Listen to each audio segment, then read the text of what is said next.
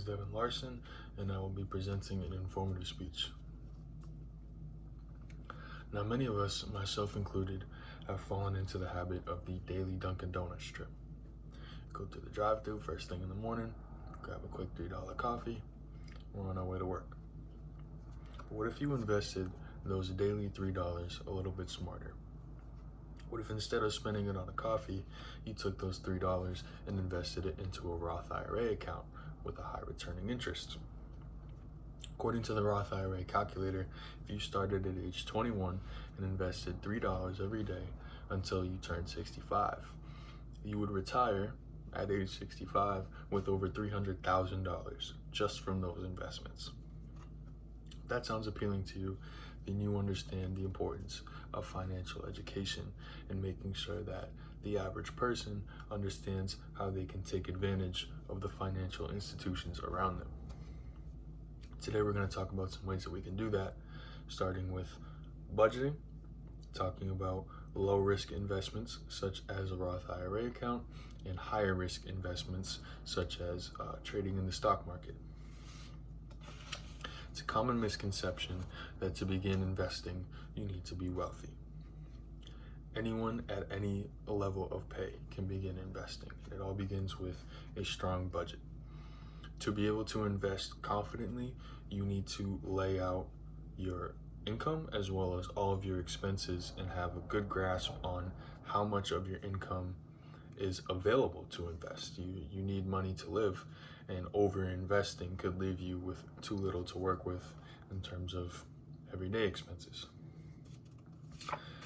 Let's talk about Roth IRAs. These type of accounts usually include something called compounding interest, which is what makes them so valuable.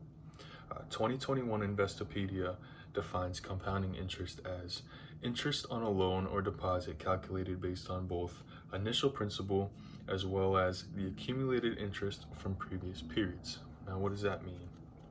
So with compounding interest versus regular interest, when your interest is calculated, let's say you have $100 in your bank account and you get 6% interest.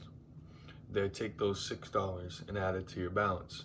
And now the next time that they calculate your interest, they're going to look at not just the $100, but also the $6 in interest.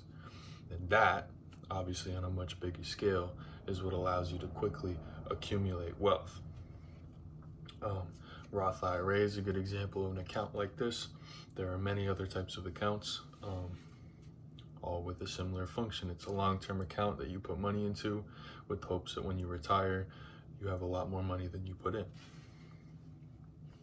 You may be thinking to yourself that maybe there's only so much money in this account because you're slowly contributing over time. Of course, it would accumulate. But if you look at the total contributions, let's go back to the Dunkin' Donuts example. If you invested $3 every day over the period of 21 to 65, you would invest a total of $48,000. Now you compare that to the return of over $300,000, and that interest starts to look a little bit prettier. Fortunately for us, we're in the age of technology, and investing into an account like that is as simple as a few taps on your phone. Also, as easy as a few simple taps on your phone is getting into trading stocks. We have apps like Acorn, which will round up your purchases and invest some spare change into safe stocks. We also have TD Ameritrade, which allows you to view research on up-and-coming stocks and make informed decisions on investing. There has been a surge in what is known as trend stocks in the news lately, namely GameStop, AMC, and Nokia. Polygon wrote an article in 2021 warning against stocks like this, stating that they don't reflect the actual value of the stock. It is inflated because of hype on social media and whatnot, and investing in stocks like this is essentially like gambling in a casino. Making more informed decisions is the way to go about starting to invest in stocks. To wrap this up, if you have money in the bank that is not in an account with a higher interest return or invested in stocks that will return you profit, then you are sitting on wasted potential. Obviously, it is important to identify how much of your income is available to invest, and that all begins with budgeting. But then investing into low risk accounts like a Roth IRA is a great way to get started, and then eventually moving into trading in stocks.